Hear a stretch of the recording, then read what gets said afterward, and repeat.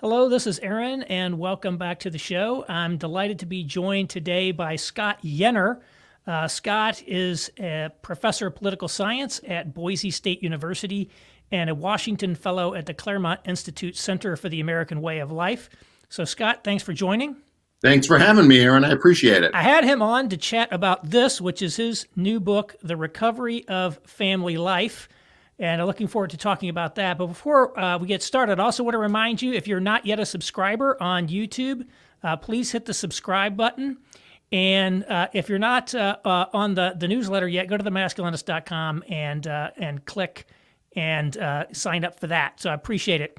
So Scott, you're in Boise, and the first thing I got to ask you is about Boise, because all I hear about is this boom in Idaho, and that Boise is one of the new hot cities. Is that true? What's going on in Boise? Yeah, I mean, it's really all of Idaho, Aaron, but Boise and Meridian, the suburb right to the west of Boise, are growing by leaps and bounds. I have many friends who are realtors out here, and they tell me that there is about 2 weeks worth of stock when it comes to houses to be bought. And what that means, I guess, is that usually there's about 3 months worth of houses for sale. So that people are coming here from California, Portland, Seattle, all of those areas, Texas, that are moving here, like they're in hotels for months. Wow. It's very difficult to find a place for them to live and to keep up with the influx with building. So I haven't seen recent numbers, but the influx is substantial. There are more people voted in the last election than lived here 5 years ago. Wow. I think it was, I don't know if it was last year or the year before, I looked, and like 3 of the top 20 fastest growing metropolitan areas in the whole country were in Idaho. And Idaho was like the fastest growing state last year. Not small, it's easier to get, big percentages on a small base, but it's still something that you never would have thought of back. I still think of Idaho as, Ruby Ridge and Randy Weaver and like survivalist compounds. But a couple of years ago when I was out there, I was visiting some people in Moscow, and I'm like, it was great. And they were telling me, like, what you have to understand is Idaho is the new Colorado. This is where the people are moving. And even from Texas, you mentioned Texas, like you don't think of people moving from Texas to other places, but I actually know a couple of people who moved from Houston to Boise, which is pretty incredible. Yeah, I'm involved in a classical Christian school out here, a private school. And last year in July, when we never get people coming to the school, enrolling in July, we had a record month of enrollments. Wow. Over 90 people enrolled in the school in July. There's been a consistent influx since there. Austin is where the people are that I know from Texas who've come here. And, but I say it's happening throughout the whole state, not just in the big cities. Property values are going up, about doubling every 3 years outside of Boise and Meridian. And it's, difficult to find land, and it's all being bought up. Yeah, you're not going to come out there to save money. If you want an arsenal, this is the place to come. Now, who is moving there? Is it California lefties who are going to come to Idaho and turn it blue, or is it the conservatives who are getting out? I mean, what are the profile of the people who are moving in there? Yeah, well, my impression, I've seen some studies on this stuff. My impression is that it's no worse than breaking even from what Idaho used to be, and it's probably cutting a little bit more in the direction of red than blue. It's a genuine refugee movement out of California here. Mm-hmm. And if it was like what it was before was about a 70-30 state, my guess is what's moving in is about 75, 78, 25, 22, something like that. Wow. And it's all, depending on what part they're moving to, you get a different profile. Up in northern Idaho, I would say it's even higher than that. I've heard that registrations are running 9-1 Republicans for new registrations in northern Idaho. Yeah. Here, it's not that dramatic, but it's dramatic. I mean, they talk about themselves like refugees. They couldn't stand it anymore. They didn't feel free. They couldn't raise their kids the way they wanted to. They didn't see any possibility of it ending. So they left. They sound like people who left the Soviet Union in 1955. Yeah, it's I went up to going to Moscow was my first trip there, and the impression I got, I didn't know a lot about Idaho, but my impression is like different parts of the state have sort of a different ethos. So that northern part of the state, Coeur d'Alene area, really was the more traditional, hardcore conservative types. There's a lot of trad Catholics there. Moscow is kind of a state U town, so it's sort of the blue city in the red state, but also has like this strong, Doug Wilson's big evangelical, very conservative evangelical churches there. What's the ethos of Boise? How does Boise fit in the map of the state? Boise wishes it were a bigger city than it is the way I would look at it. When I first moved here, I got my job at Boise State in 2000. The population was just a little over 120,000, maybe. There was a wonderful AM radio station on that played only country music. They still existed in America. I had no idea. I had to come to Boise to find one, and that slowly went out of business.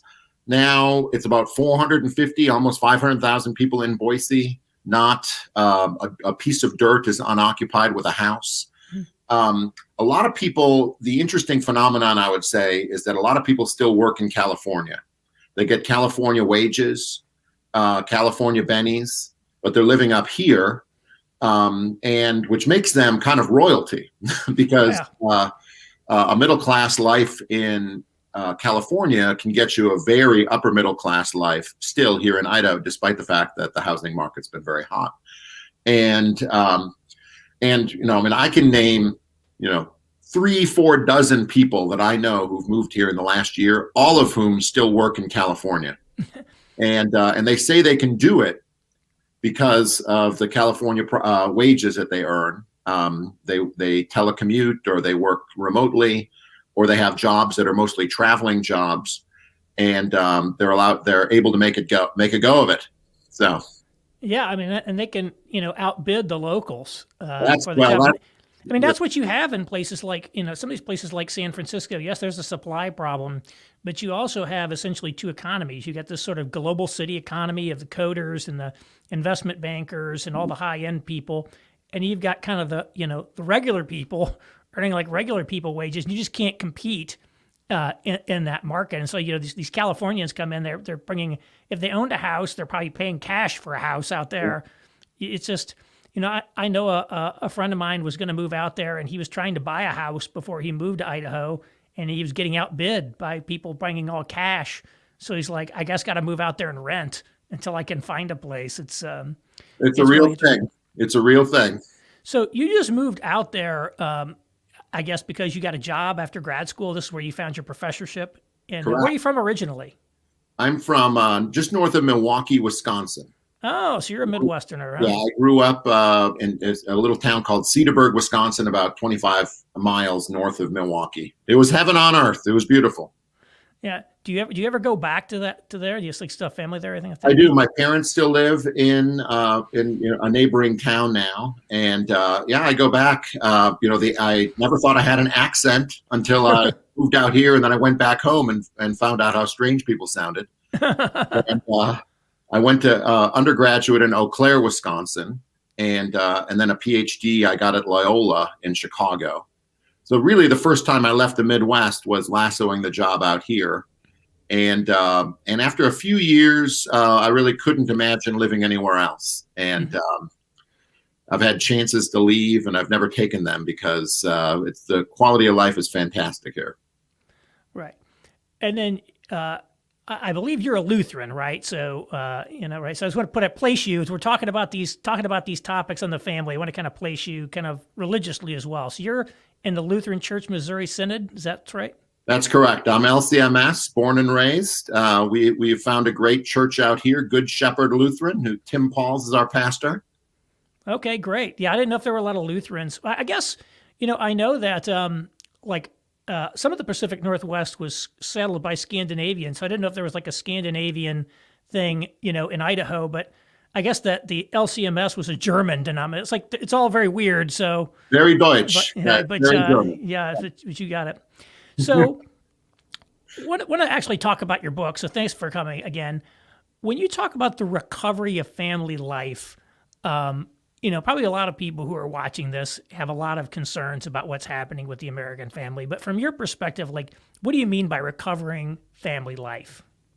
Yeah, when you write a book, sometimes the titles are thrust upon you, and because recovery of family life sounded better than rejuvenating family life, which is Okay. kind of the angle that I take, because I think it's really hard to recover something. It's hard to bring something back in the exact form that it was. History doesn't walk backwards, and so recovery is a really high bar, a very difficult thing to do. But rejuvenation, I think, is something that can actually happen and does often happen in human societies. What I try to do in the book is show that one of the obstacles to rejuvenating family life are these powerful ideologies that define our world, that from which we get our opinions. And those ideologies, feminism, contemporary liberalism, and sexual liberation theory, are inescapable parts of our opinion-making machine in modern America. All of them are hostile to the things that would nail down family life or help rejuvenate it. They're hostile to sex roles. They're hostile to sexual continence. They're hostile to the idea that you should sacrifice for children and for one another. And given that they are so powerful in shaping the minds of youth, the minds of Christians, it's difficult to imagine a genuine rejuvenation of family life without those ideologies being taken down a notch, without exposing the limits, which is how I named the subtitle of the book, of those ideologies, showing what they missed. My audience is those who are interested in the family, but who are interested in tracing its decline to its intellectual roots and not reducing everything to simply economic considerations and social policies, but rather the ideas that are governing the way we look at it are really an obstacle to the achievement of any kind of rebirth in marriage and family life. Yeah. So when you start the book, the first concept you really lay out in the book is something you call the rolling revolution. What is the rolling revolution? Yeah. So these. So let me use sexual liberation theory as an example, and that'll maybe we can talk about it generally then. So the idea is that sexual liberation theory has set a goal for itself, and that goal is to take human beings beyond repression. That's how they talk. And repression means that there's some limit or some publicly acceptable way that you have adopted of expressing yourself sexually. And they call that limit that you have imposed on yourself repression. And they want to take human beings beyond repression. That's its goal. The difficulty is that human beings, it's impossible to get us there, and it's not desirable to get us there. We are modest beings. There are certain things we won't do in public. There are certain ways in which we conceive of ourselves as sexual beings. We ask ourselves, are we doing the right thing? Are we doing it in the right way? We ask these questions. And so since we can never get to that end goal, but they demand that we get to the end goal, there's a constant churning, a constant transformation. Always a next thing is coming when it comes to sexual liberation theory. So I conceive of it as a revolution that just keeps on rolling, keeps on gathering steam, keeps on having more goals, because the end goal is an unattainable goal. And if we look at what is happening with these ideologies as presenting a rolling revolution, I think that at least helps us know that there's never going to be a point where our opponents say, oh, now we've achieved what we want and we're going to close up shop. There's always going to be a next thing. And therefore, it's imperative that you take on the principles of the rolling revolution, first of all, in your own lives, in your own churches, but ultimately also in public policy, if you're going to achieve any lasting reform that helps rejuvenate family life and marriage. Mm-hmm. you talk about these ideologies and, sexual liberation ideologies, like feminism is a good example. You talk a lot about feminism in the book. And, I think feminism is a little hard to really get a handle on because there's such a wide spectrum of what, kind of goes under the rubric feminism. So yes, there are these academic feminists, especially from, kind of the early second wave feminism that were super like, hostile to heterosexuality, hostile to motherhood, make a lot of very, very extreme statements.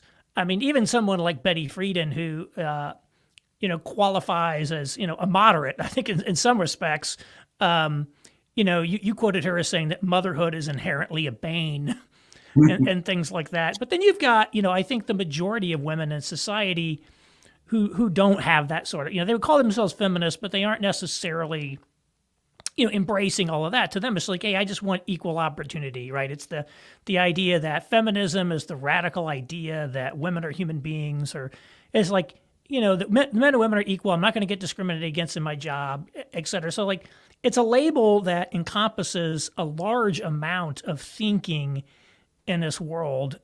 And how do we make sense of that? And how do you make sense of it and figure out which streams, are doing what? Yeah, well, this is one of the more controversial things I think I do in the book. I basically break it down into feminists and not feminists. And I probably push people into the feminist category who wouldn't call themselves that, given the way I define it. So one of the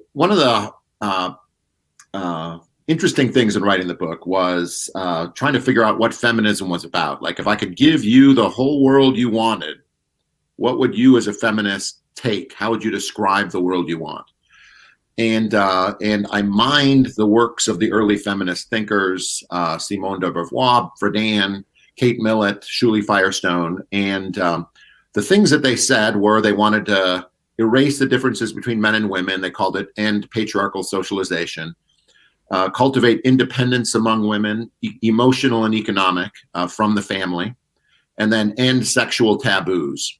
These were the three goals that feminism set for itself. And so if you take those goals as what defines feminism, that's what I take to be feminism. Someone who wants more choices, the question, like, that's a cliche. That's a substitute for thinking. What does it mean to want more choices? Do you want them because you want to be independent? Or do you want them because you'd like to have balance in your life? Right? If you want choices because you want to be an independent person without any encumbrances or duties, that's the feminist claim.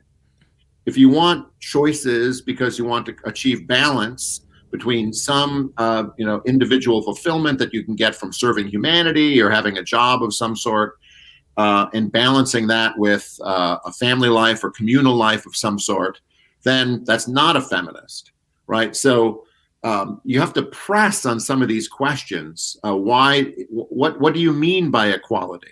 When you say women is a radical notion, or feminism is a radical notion that women are human beings, what do you mean by human being? Does that mean you have warts and all, that you make mistakes and you might need another person because that's what a human being is? Or is it, I'm a human being and that means I'm a transcendent being without any limits placed on my life? So I find the cliches that are used to define feminism to be a substitute for thinking about precisely what those goods serve. And when you press, you either become a feminist, as I define it, or you become, and that's a pitiful word, but I call it a womanist on the other end. That is someone who's going to be defined at least partly by her sex, partly by being dependent on another person, and partly by some sexual modesty. Yeah, when I read or see some of the early second wave feminists, especially like a Betty Friedan, the problem that has no name, the unfulfilled 50s housewife, and I think about these ideologies, they really seem to originate in societal transformations, in my view, that come out of sort of industrialization and sort of post-industrial society. Like, industrial society seems to be the age of ideologies. Marxism comes along we enter this sort of ideological age because industrialization, and to an even greater extent, post-industrial world, represented a radical transformation of the world in which, things like the family were embedded. I mean, pre-industrial society, the family was really part of a economically productive household. It was generally a rural, agricultural, self-sufficient household. So it had to provide all its own food, had to provide all its own health care, provide its child care, provide education. Often it was just vocational training. Fathers and mothers would pass along their profession to their children, all the skills that you needed to survive in the world. It was your social safety net, in a certain sense, was having this extended family. It was even community governance, if you think about the old New England town meetings. And the family or the household was really a highly economically productive, functional unit. And with industrialization, we move away from that. And we end up in a world where all of the things that the family used to do is now provided either by the marketplace. We earn our money in the market, we purchase things in the market, or it's provided by the government. Government run schools, government run this. And the thing is, family doesn't really do what it used to do functionally. And therefore, to a great extent, the emotional bond, the relational intimacy, that's basically the only thing left, right? And so I do think you end up in a situation where, like in the 50s, a lot of these housewives ended up in subdivisions on Long Island. Maybe they didn't even have a car during the day because their husband took it to work. They didn't have anything to do. And they were sort of robbed of a lot of the high-value functions that they performed in this old regime where they were economically productive members of society. Ann Douglas, in her book, The Feminization of American Culture, calls it the disestablishment of women, that women essentially lost their function, and they were sort of left in this environment, where some people did very well. Some people loved that environment, but others, particularly high talented women who didn't have an outlet for their talents, really did not thrive, and were kind of complaining about this, this problem that has no name. To what extent is our problems of the family really not a problem of maybe ideology, but of like the fact that the family, what does it really do today compared to what it did, in the early 1800s before industrialization came along? Yeah, I mean, I am familiar with that argument, and there's got to be truth to what you say. On the other hand, I think that when you look at something like the 1950s family, you'd have to say that if maybe some upper class women were dissatisfied with it, it was very good for the working class. When you look at the family stability of the working class in the 50s and 60s, really, it's very much mirrors the upper class. Something like 90% of children would have been born to lower middle class and lower class people, would have been born to intact families and lived most of their life in intact families. And that number now for the upper class is still about the same. That is, I mean, it's about 85%. It was 95% back then, but now the number is 30% for the lower class. So the destruction that feminism wrought hasn't ultimately changed the lives of those upper class women over much. In some ways, they have fewer children, they get married later, marriage is less central to their lives, but just as a social function, they still have children, stay married, raise them, are interested in raising them. Maybe they have help in raising them. But the destruction that was wrought, I think, on the family is an element of why, the lower class Americans are having such a hard time now. There's other causes of it. The loss of manufacturing jobs is another part of it, the stable economy that came with it. But I don't know what comes first, a stable economy or a stable marriage. I mean, they can actually help one another out. So there is something to the idea that we, as the Marxists might say, change the mode of production. You're going to change the form of the family. And I think ultimately there is more than a little truth to that. But the ideologies that we use to explain that situation to ourselves have also exacerbated the problems. And so I think Friedan's ideology, that is her explanation why women were like taking depressants or tranquilizers, as they were then called, and drinking a lot and not satisfied in their lives, was feminism. And it's not clear to me that that's the answer. Yeah. I think about it's hard for me because like not living in the 50s and the 60s, it's really hard to get a picture of what life was like then. I don't know if you ever read Alan Ehrenhalt's book, The Lost City, about Chicago. He talks about, this. It gives you this picture of like very tight knit communities, very high social capital, and yet, at the end of the day, also very repressive in a lot of ways. There was sort of you were basically forced to live, kind of in a way, and it's like you sort of had a little bit of choice. It's like you picked your bar, and once you picked it, that was your bar, and you were there, right? And all those structures, all those structures were blown up. Well, the mean old nuns, there's no more mean old nuns in the Catholic schools anymore. All that stuff is gone, and he makes the argument that we really lost a lot when that happened. But I do wonder, like, would I have wanted to live in the era of the organization man? If I did, I probably wouldn't be sitting here now. So I kind of wonder myself sometimes, like, how would I really want to live in those environments, even myself personally? Yeah, it's been a long time since I read that book, but I do remember reading it, Aaron, and saying to myself, he thinks that feminism ruined Chicago's neighborhoods. And that must be a serious argument. And I think it's one of the things that does it. There's losses and gains. There's losses and gains from these changes. The sense of belonging and community that comes with people actually being in a home and living life together and sharing it with others, like that means that there's going to be less freedom. I think those two things go together. But I think there's excesses on each side, and human flourishing, or I don't know what the right standard here. Less human misery, I think, is the standard that I would adopt. Can be found in each ditch, and the rolling revolution, I would say, has taken us into the individualistic ditch. Yeah. I do think that, there is sort of that tragedy. I think all of us recognizes that we all say we want more community, but none of us wants more limits placed on our own life that tells us that we can't live it. You're talking about, you talk about feminism and touching some, third rail subjects, let's be honest. And so remarkable that you got this book published and that you actually managed to get a very nice federal grant to do it.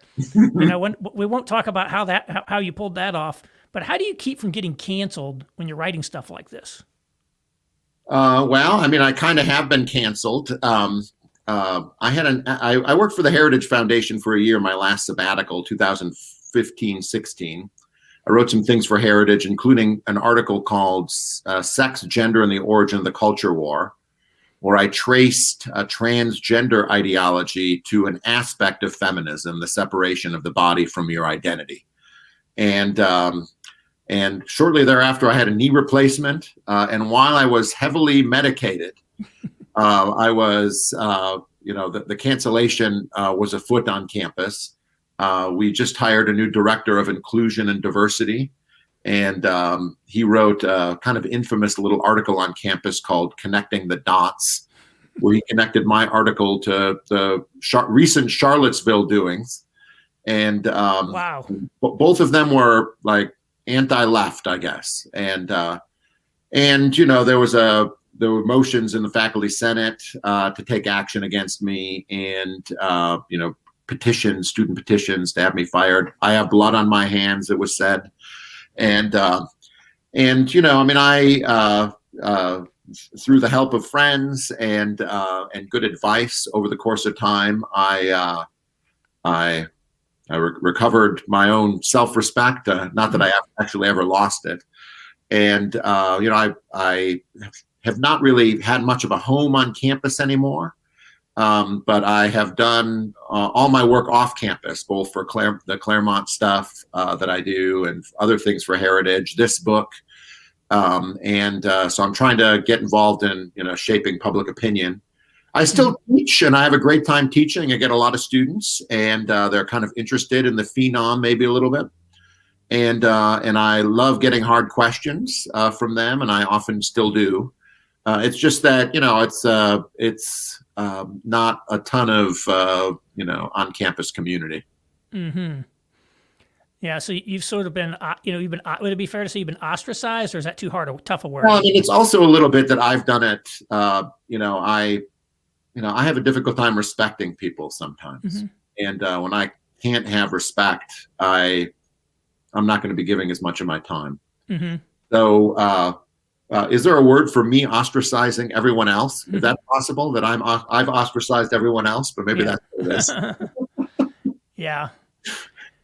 Yeah, well, I mean, sometimes if you just don't have, sometimes there's just too big a gap. I think everybody likes to believe that we've got this whole, can't we all just get along? And sometimes we can't just get along, and maybe sometimes separating may be the best thing, lest, we get in fights all the time, and, maybe not productive or healthy for people or society.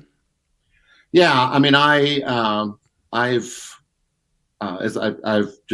taken my friends off campus. How's that? And a lot of my sunk a lot of my energy into the ideas that gave rise to the book.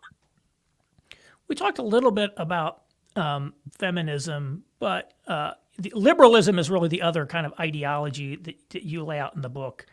How does liberalism play into this?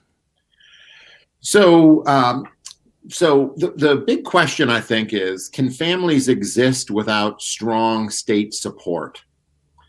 And if the answer to that's yes in the modern world, then liberalism is intrinsically hostile to family life and marriage.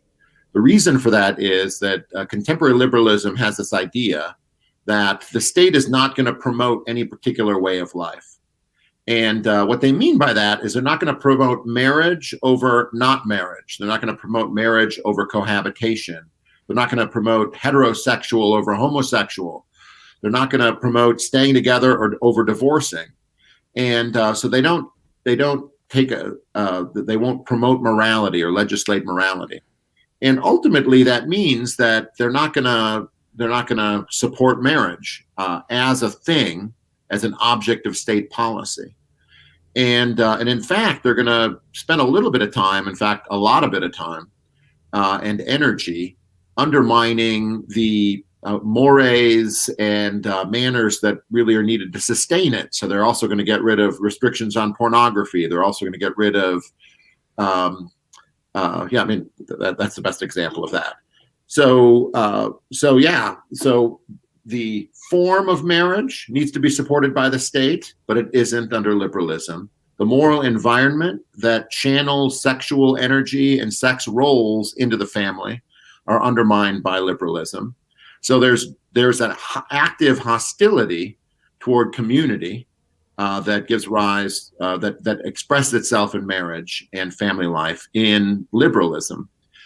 And we've really seen it, in the last 50 years. The best example is the example of obscenity. The reason we had public restrictions on pornography throughout most of our history is that we thought there was something to channeling human sexual desire, human eros, toward an enduring relationship with another person. And once we eliminated those restrictions, it became much easier for everyone to imagine that sex was something that really wasn't connected to procreation. It wasn't really connected to marriage. It wasn't even connected to enduring relations. And so it shapes the imagination, the minds and the brains of the people in the society. And so liberalism has, is inherently hostile, I think. But it's also true, in my view, that liberalism is a delivery system for those other ideologies. That is, it's doing a lot of the work for feminism and doing a lot of the work for sexual liberation theory. And so I don't think it's the most fundamental thing, but it is one of the things. Yeah, the way that you describe liberalism there, and I think you call them out on this, is there's this idea that the state is going to be neutral, that society is going to be neutral. And I think the classic conservative critique of liberalism is moral relativism. It's all very relativistic. And in fact, I don't think it's relativistic at all. I mean, at the end of the day, the people who are promoting this vision of society have a very substantive idea of what they want society to look like. They certainly have a substantive idea of what they do not want it to look like.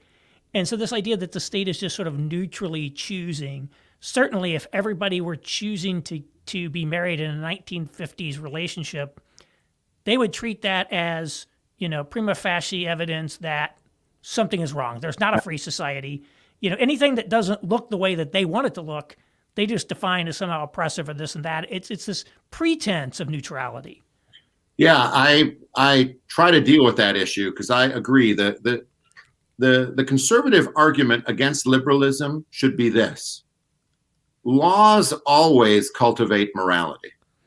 They always cultivate a certain kind of way, a certain way of life. Laws are educators, as Plato says in the Laws. And so what I try to do is show what the contemporary liberal idea of the family, what it moralizes on, like what it moralizes toward.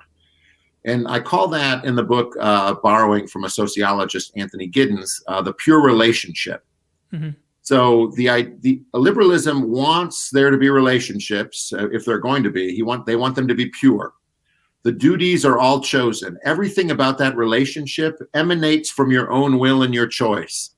You can remove your own consent from that relationship whenever you want. Sex is going to be very important in the relationship. Anything having to do with a duty is going to be a lot less important in that relationship. So there's going to be a lot more how-to guides when it comes to sex, and a lot fewer how-to guides when it comes to lifelong love.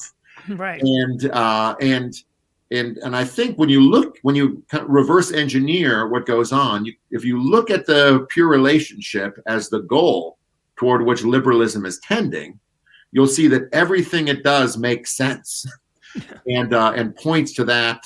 So the form of marriage.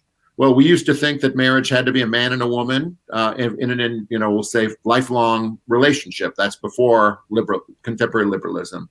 Well, then add divorce, add homosexual marriage. I saw something in New York Post yesterday, add plural marriage. All of those things can come about because all of the features of the relationship that you're in have to be the product of your own choice, can't be foisted on you by society or by the laws.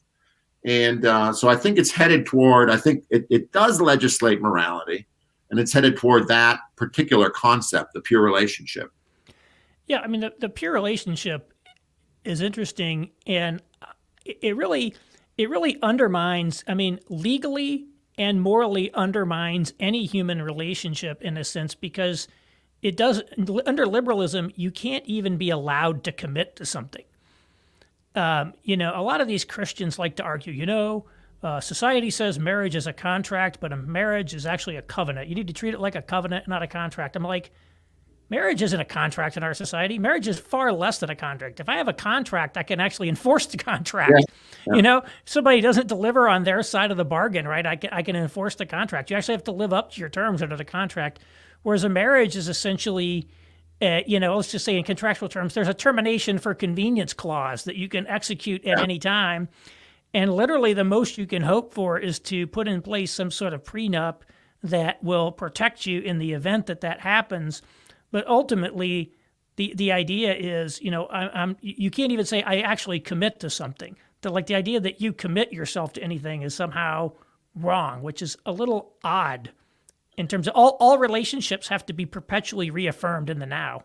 Yeah, and this is one of those things when you just look at it historically, it's a very unique situation. No society endures on this basis. Hegel has George Hegel, the German philosopher. You mentioned I was LCMS, and there go. I can say a few things about Hegel. He calls marriage a contract that transcends the standpoint of contract. Now, he wasn't a poet, but I think that's the essence of both the Christian idea of marriage, is that marriage begins in consent, but that each person is transformed by entering it. And if marriage is only going to be a revocable commitment, then there's no transformation that happens by entering the marriage. And you could put things down in a very simple way, like what I'm after in the book and as a public policy is just the idea that marriage is going to have a transformative event or effect on the individuals that enter it. Therefore, they're going to be more willing, to serve and trust one another, and be more prepared to be parents and have children. But without the idea that you're transcending the individualistic standpoint of contract, you just never get there. And that's the wisdom that we've lost on this matter. Mm-hmm. Even the language of covenant might not exactly capture the depth of the transformation. The Christian idea of two becoming one. I guess that's kind of what. Yeah. I think reason and revelation speak with the same voice on this matter. Right. Yeah, I mean, certainly the laws of our society traditionally went along with that idea that, like, there's something you're kind of violating. Even when divorce is allowed, divorce was always allowed, for much of time, but mm-hmm. It was still this idea that some violation of the laws of nature have occurred, and that something is being disrupted that should not have been disrupted. Yeah, and so then how do you get it back? Is the big question, right? Well, part of it is knowing what you've lost and explaining what that is. That is this idea that you transcend the standpoint of contract. But I think it's true now that if you put any limit on divorce, that would make people less likely to marry. That is, the fact that divorce is a big loosening effect on marriage doesn't mean that it's the answer right now to solving the problem of people seeing marriage as a revocable commitment. There might be indirect ways of limiting divorce, like, for instance, changing the way custody is done. Women file for most of the divorces. Depending on the stats that you look at, it's between 2/3 and 80% of the divorces are filed for by women. I usually use 70% as the rough one. And so let's use 70. That's good. That's way more than half. And right. I always say if women filed for divorce at the same rate as men, half of divorces would be eliminated overnight. Yeah. So are there ways of changing the incentive structures, as they might say, with custody of children that might make women less likely to file for divorce? That is, they're likely now to both get community property and the children. If we change the default position on that to the men getting the children, would that change the behavior of women? Right. Or even just joint custody without child support would be like, and that's one that, like, I was struck that, like, even the so-called conservatives who love the family are, they don't want to touch that. A lot of them don't. When Rick Scott was governor of Florida, the state passed a law that would have established a presumption of joint custody in the event of divorce, and he vetoed it. He's like, no, we can't have this. Okay. I mean, forget about, like, going back to the old approach, which was the men actually usually did traditionally get the children. But forget about going back to that. Even just going to, like, default of joint custody, that's a bridge too far, even for the supposedly conservative pro-family types.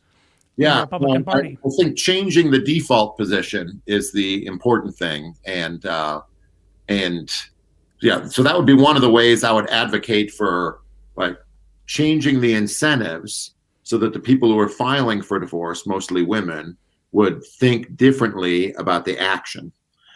And because I go through a survey of France, actually, after the revolution, they created a no-fault divorce regime, and under the Directory, and it was rolled back, and in 1816, under the restored monarch, they reimposed permanent marriage as a principle of French law, And the guy who did it was looking around Paris and he was saying, man, look at the morals around here are horrible. And men are dressing like barbarians and women are dressing like whores. And we have to change this. And he convinced everyone to change it.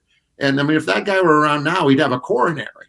Yeah. And but France was such that you could roll it back in that particular way. I think it's I think for now is a bridge way too far for American public opinion and is likely to do more harm than good. Right. But that doesn't mean I don't want to futz with the default position. Yeah. Yeah, I certainly think, like with prohibition, I think shows that you can't impose laws that go against kind of the main, against what the mainstream of society wants. If you go too far afield from that, then you end up with a very bad situation. Yeah. Well, I have a reader question. Before I bring it up, I just want to hold up the book against the Recovery of Family Life by Scott Yenor, professor at Boise State. Thanks again for joining us. And if you have not yet subscribed to the YouTube channel, hit the subscribe button. Here, I had a question from one of the people who's watching us. Do you think that the covert hostility towards family life and community has a corporate financial motive as well? Less family, community, belonging, fulfillment, more frivolous spending? So I think I want to distinguish between intent and effect. And because I do think that the entry of women into the workforce in very large numbers has fueled a more consumerist society. And work creates demands, artificial needs that aren't really central or can't be called needs. Things which were luxuries are now needs. And so that it has really fueled a very consumerist orientation in society. Now, if the capitalists were very smart and they got together someday and said, hey, one way we can get people to consume a lot more goods and maybe even depress wages a little bit is to increase the size of the workforce by the number of women who want to work. And that way we'll all get richer because there'll be more economic activity. And while these saps are all out there working, I don't think they could have come up with a better system. But I don't know that I can say that there was that intent behind it. Mm-hmm. I think known that it has that effect and can be something that companies and major corporations can take advantage of. And I think when you look at how we're advertised to, you see that that there's an awareness that consumerism and the independent woman of feminism kind of go together. But I don't think it is the origin story, but it might be a perpetuation story. Right. Thanks for that question.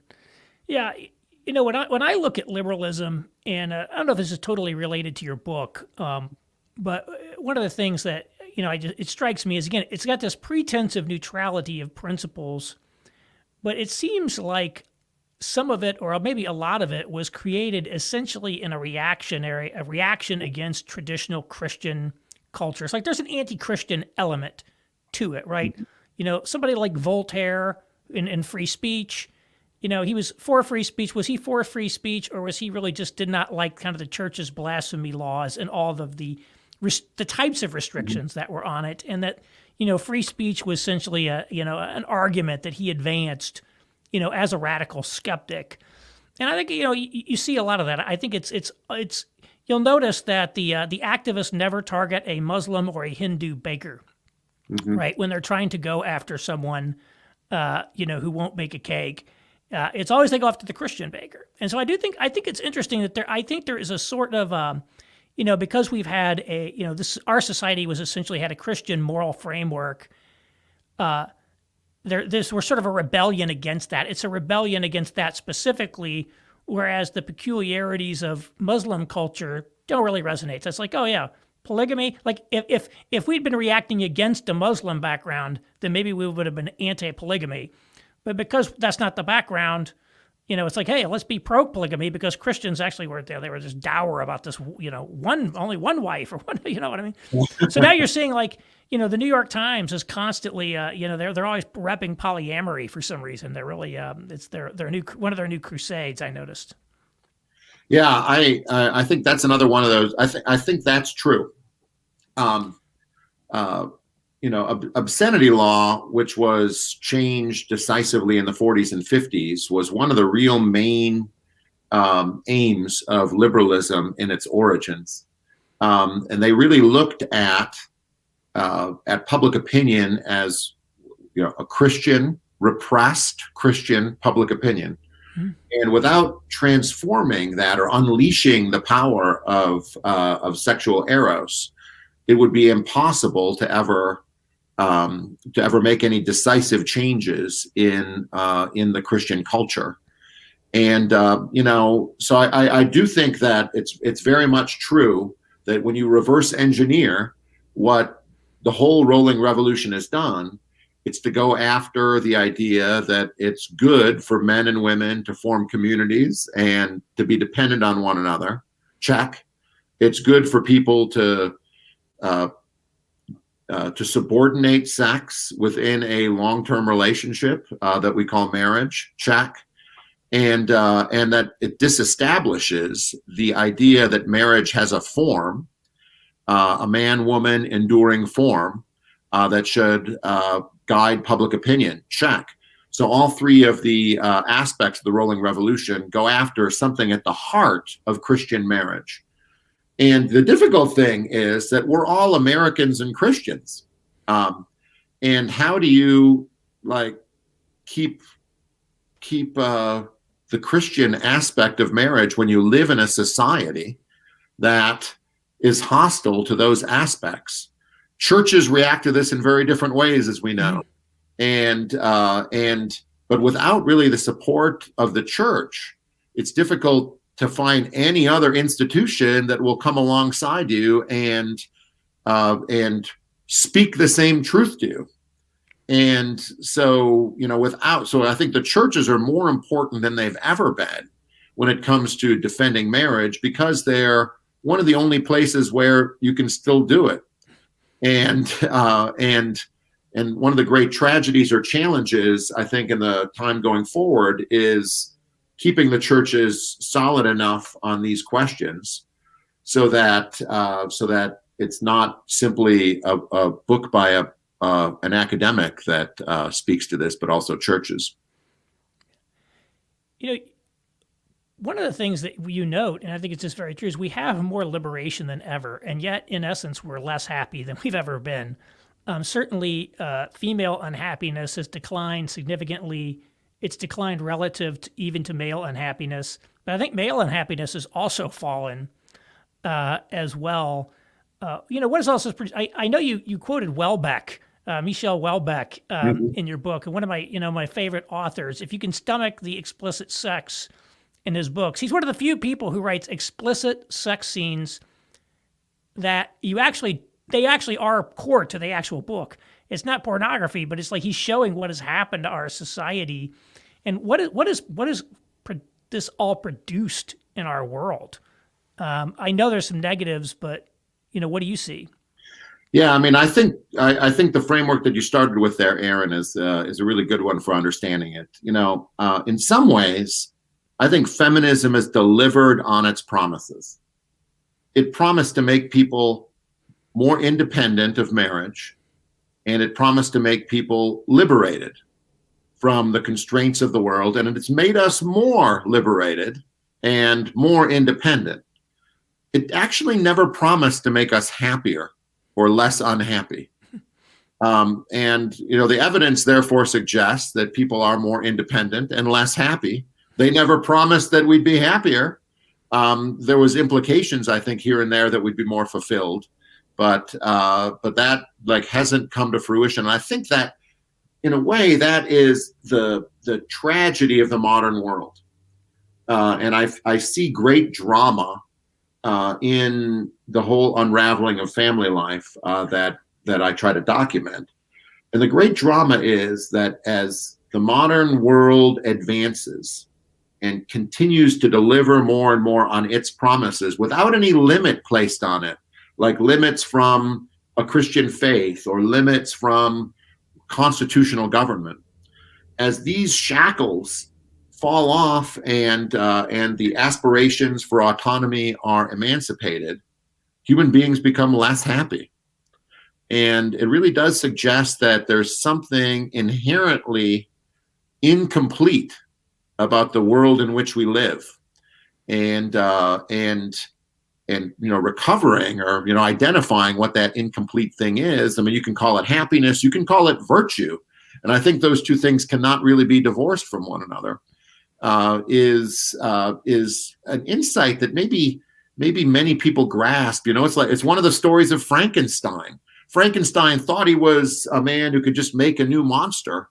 So he thought he was a god who could make a new race. He thought there was no limit on his will, and he ended up going crazy and being totally miserable and losing his wife and losing his family. Well, that was Shelley's way of saying, but this modern aspiration isn't all that human beings need. And I think it's been vindicated, not just in literature, but in our lives, the drama of our lives. And just on the same note, I mean, I'm not a great watcher of television, so you'll have to pardon me.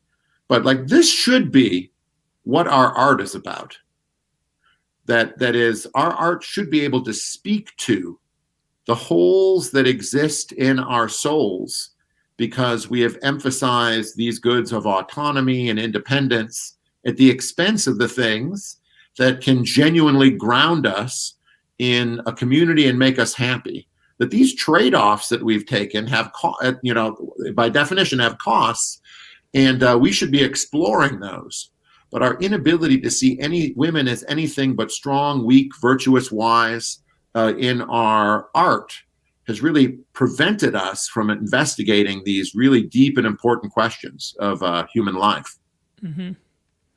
Yeah, I mean, that's why I love Welbeck. And you say great art and literature tells you a lot about, the human condition and what it means to live in this world. And, there's this Norwegian writer, I'm probably butchering his name, Karl Ove Knausgaard, wrote this 6-volume autobiographical fiction called My Struggle that became a big literary sensation in Norway and was like a big global literary event. And I think some similar things about him. He's just narrating he's like a year older than me. He's Generation X. He's right in your age range too. And he's just talking about his life, from boyhood up, and his parents get divorced and his father spirals down into alcoholism and ultimately drinks himself to death, and all the little things of his life. And it really I'm like, man, it's like the ultimate Generation X novel. It shows you like the realities of this world in a powerful way, even if it's not even intending to make a commentary on society. So, we don't have a lot of that today, though, unfortunately. Yeah, and I do recommend the Welbeck novels very much, and they show the emptiness of a more completed revolution, I think, than we currently have. And I'm going to have to get the 6-volume autobiography. It's an audacious 3,600 pages. I don't know if you want to take that on. It's an audacious undertaking, but yeah. Welbeck's a lot thinner. His books aren't that there. Yeah, and I do think in essence, a lot of these ideologies and so much of the rhetoric in our world really is about escaping the human condition. The idea that the limits of our life, growing old. Just thinking about like transhumanism movement in Silicon Valley. I don't want to grow old and die. I don't want to be limited by this, corporal body that I have. I don't want to suffer from the pain and loss. And it's just a delusion. It's just a delusion. Yeah, I mean, I feel that transgender ideology is an expression of this as well, trying to escape the limits of our body, and it kind of goes with the grain of where modern society is, but ultimately is a new form of a chain and a new form of misery. I really would like to see doctors made responsible for what they do in these areas in the same ways that plastic surgeons are, and new torts made so that people after the fact can go after the doctors for malpractice. Well, given that I think a lot of these things are actually fairly broadly popular in our society, what do you propose that we actually do, what's your solutions that you would lay out for how to address these things? Well, yes. So first of all, I mean, the popularity of them has to be attacked, and the places that they exist in the law need to be called into question in their weakest spots. And there are different places for that now, I think, that can be identified. I think that we should have a positive ideal that we go for, and that positive ideal in public policy I call a policy based on part-time work, where we, do nothing to discourage and maybe even do much to encourage businesses to establish part-time work for women who are of childbearing age, so that they can better balance some of the career things that they'll want to have in their lives with family life. And I think the remote work revolution has helped people in the middle class and upper middle class do that. Finding ways for people in the lower class to do that, I think would be an availing goal for policy.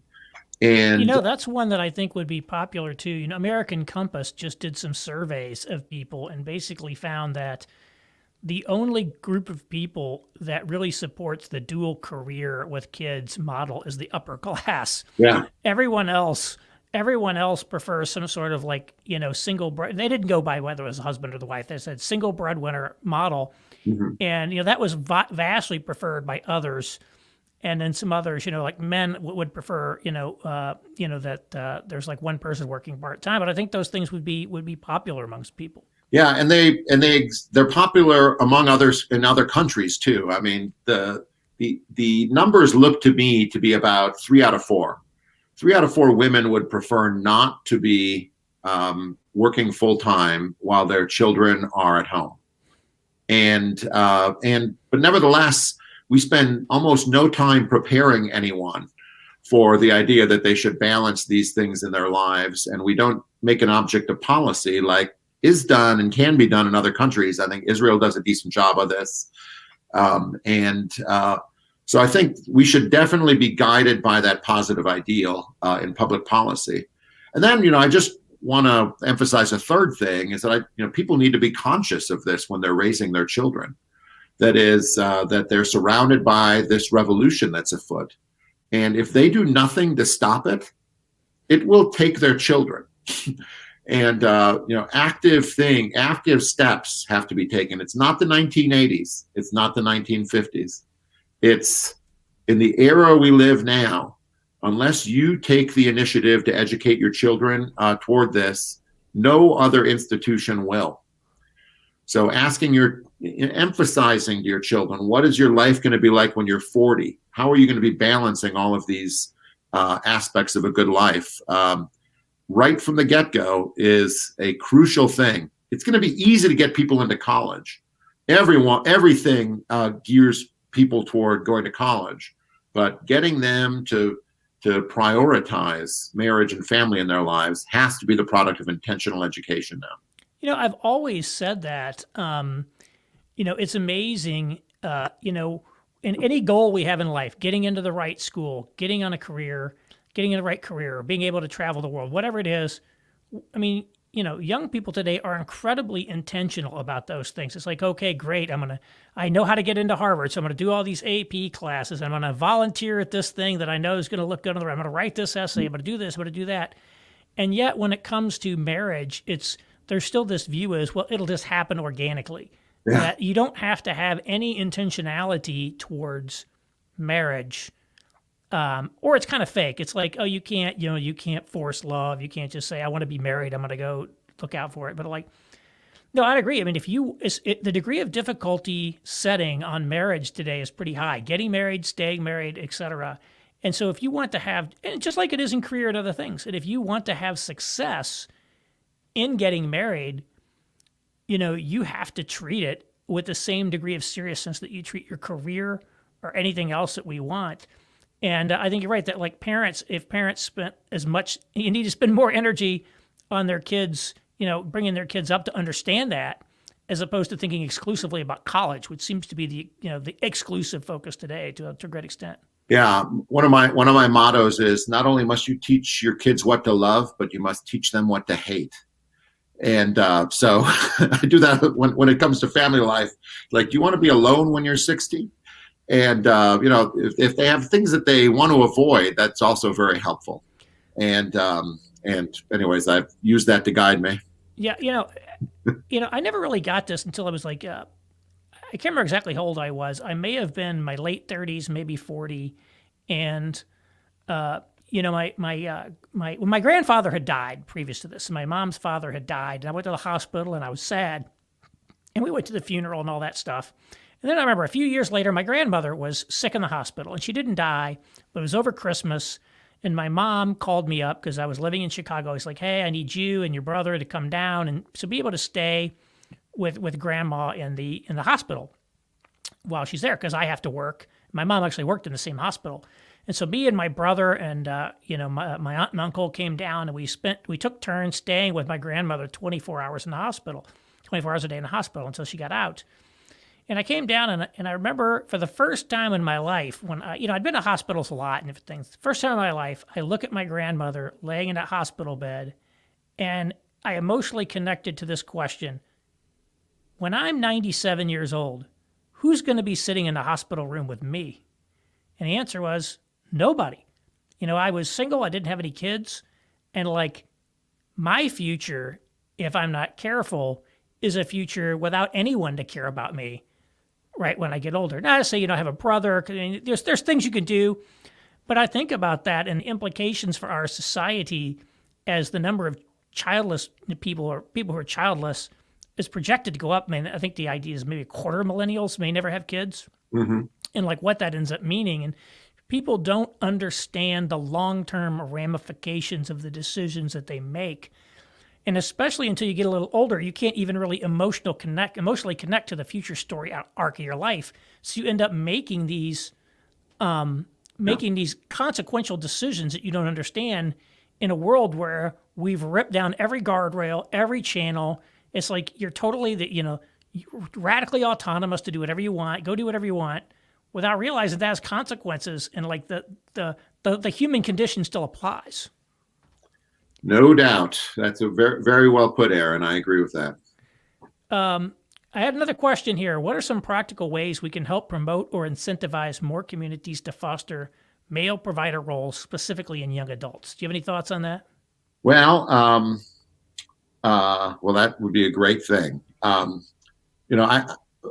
think the low-hanging fruit on that is that the first thing is to make sure that role is not stigmatized, and in other words, defend the idea that it's good and responsible for men to be providers.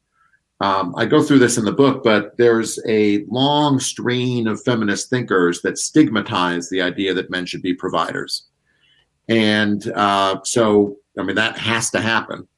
The other aspect of this, and I think this is as much a lower class problem as anything, is the bringing back of manufacturing or certain kinds of jobs that can bring with them great feelings of accomplishment.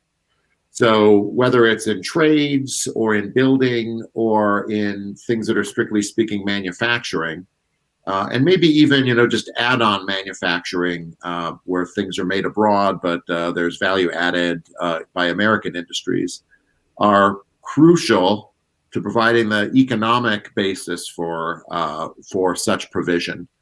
So that would, I think, be one object of intentional, intentional policy that could help do that. But without the moral environment changing, that is the idea of men being providers being destigmatized, I think none of the other stuff will matter. Yeah, it's sort of got to make it cool. Got to make it cool again a little bit. Yeah. And it's interesting. So, I want to bounce something off of you and just get your response to it. A friend of mine, a couple of years ago, he's a single gay dad. His son was born one day before my son, so we're kind of like going through, some of the life experience with the kid together, and he's got this idea that he calls the trad normative society. And basically his view is this. He's like, look, I want to live in a society where there's a place for me, right? I want a place with a society that's got a place for me in it. But we have to set up structures that essentially support the norm, right? Because he's like, I'm not the norm. I'm like on the edge of the distribution here. The vast majority of people are essentially heterosexual adults who need to get married and sustain marriages and have families, or our society's kind of going to be toast. It's going to destabilize our society politically, economically, many, many other ways. And the thing he always points out is like, look, we have Pride Month, but we've only got Father's Day, and our priorities that we're giving, the amount of airplay that we give to these things is very disproportionate to what they need. And so what do you think about that idea of kind of the trad normative society? Yeah, I mean, I don't see any way around that being part of a solution. I have a little section in the book on how a liberal society should handle homosexuality, and the kind of principles, or I should say conclusions, that I draw, as there should not be anti-sodomy laws,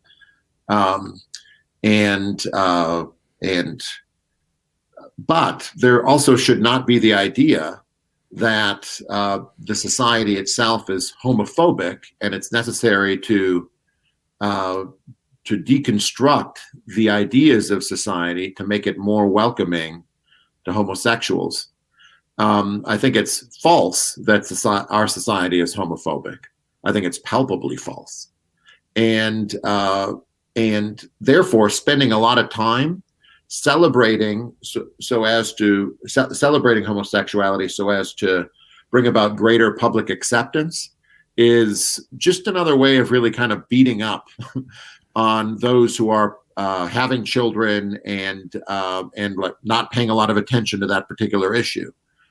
So, I think we do damage. I think much is damaged by having the Pride Month.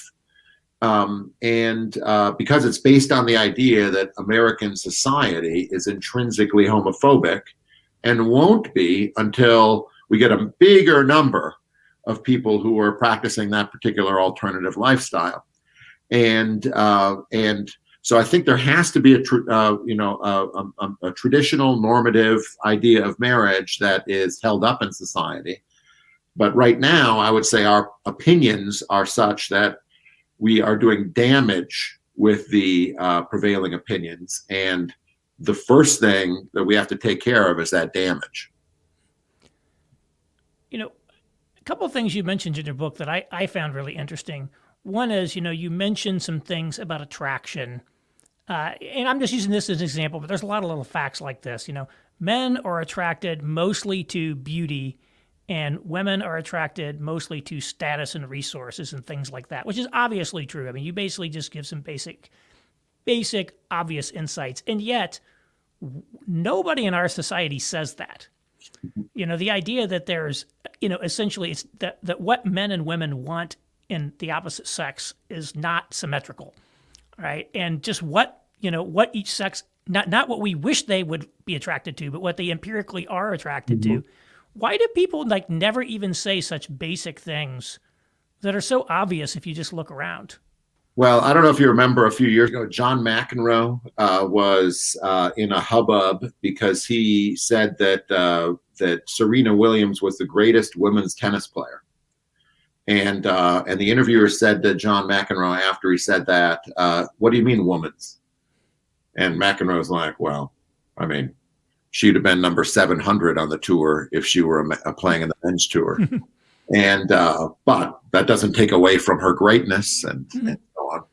And I want to say that McEnroe's statement there is as obvious as anything.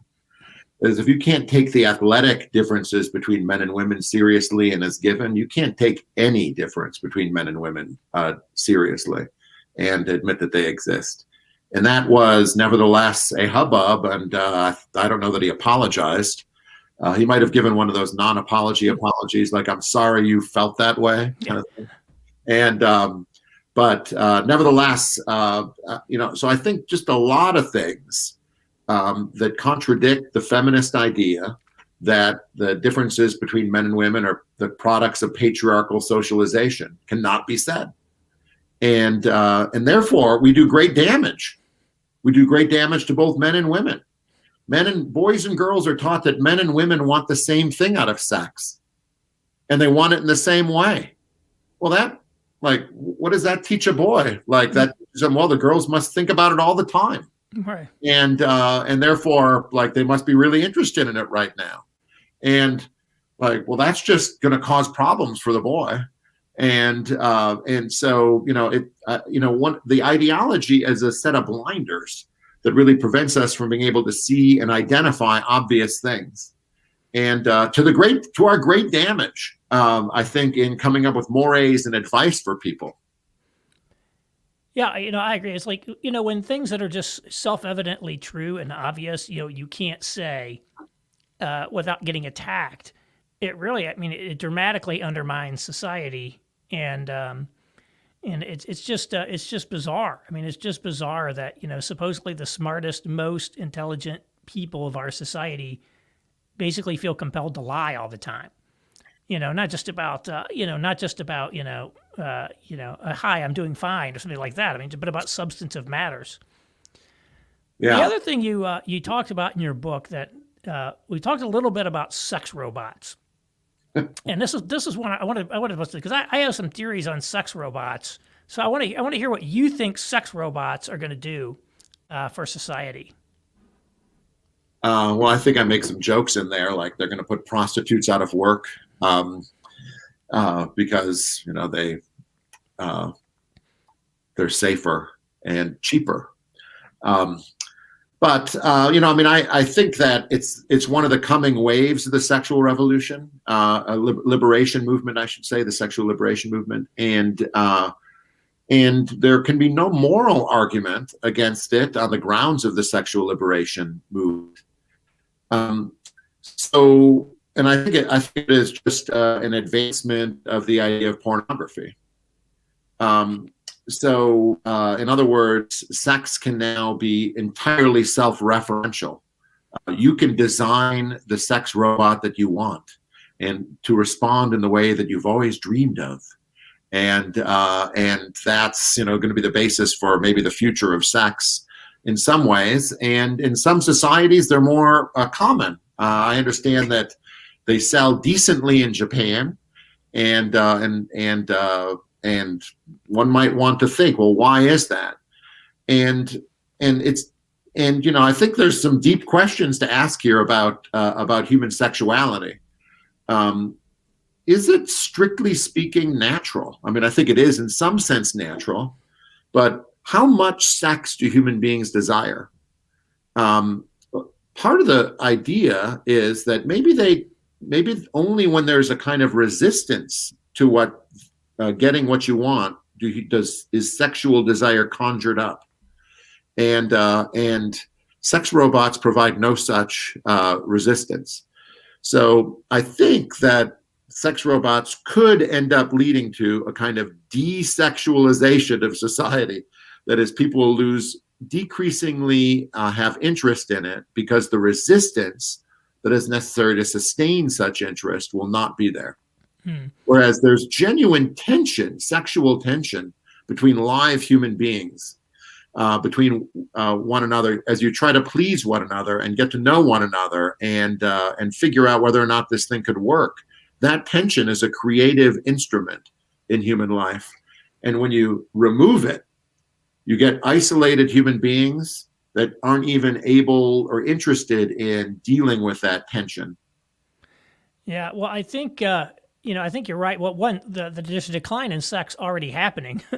Just as we've had pornography, or for whatever the cause, there's definitely been a decline in sex among young people. But your spiel there reminded me of the old science fiction movie Cherry 2000. I don't know if you remember that from like in 1987. It's this guy. He's his sex robot. It's not necessarily. explicitly said that it's a sex robot, but it's a sex robot, right? Is broken down, and he's going in search of a new one, and of course he falls in love with a real woman at the end because that turned out to be way better than the and more difficult yeah. too. I actually think that there's going to be enormous pushback against sex robots. I think I'm not saying that can be totally banned, but I think there will be a big push to ban them. I think that there won't be any sex. Is it going to push back against sex robots for the same reason that there's no male contraceptive?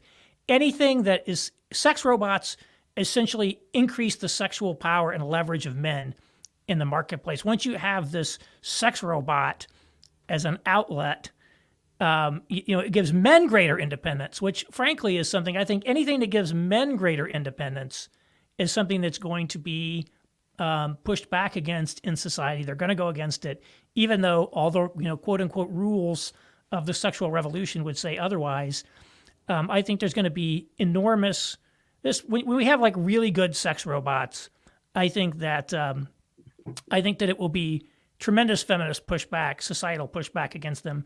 Just like I think there's nobody interested in a male birth control pill, right, or something in because I guarantee you, no man's ever going to forget to take it, right? And so that's when once birth control is once birth control is sort of like the man has birth control that's like 100% effective, that's within his control.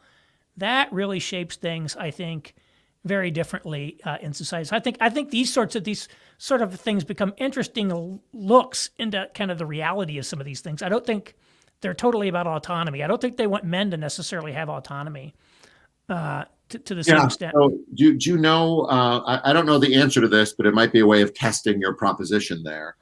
Is it difficult to mail order brides in the United States? Because that would also be a way of increasing the pool of competition for women in America. Yeah, well, there are these sort of like services that promise to introduce you to women overseas. I don't know how legit any of them are. Yeah. There's also been some, documentaries about kind of men who moved overseas claiming that the women are nicer over here and things like that. And there definitely anything like that you can see is definitely frowned upon. People don't like it. People don't like it at all. So that's consistent with your theory. Yeah, I think a little bit. It's like I think when it comes to like the liberationist agenda doesn't apply to men. I've always said they still want you to live under the old set of rules. Where you're this. They don't want you checking out, which is hence the some of the hostility to some of these men's groups online. Well, Scott, I really appreciate you joining me for a conversation. I enjoyed reading the book. I'll hold it up here, and you can see that I've got my flags on it from all the passages that I booked. So you can pick it up anywhere bookstores or fine books are sold. So thank you very much for joining me. I appreciate it. Thank you for having me, Aaron. It was a great time.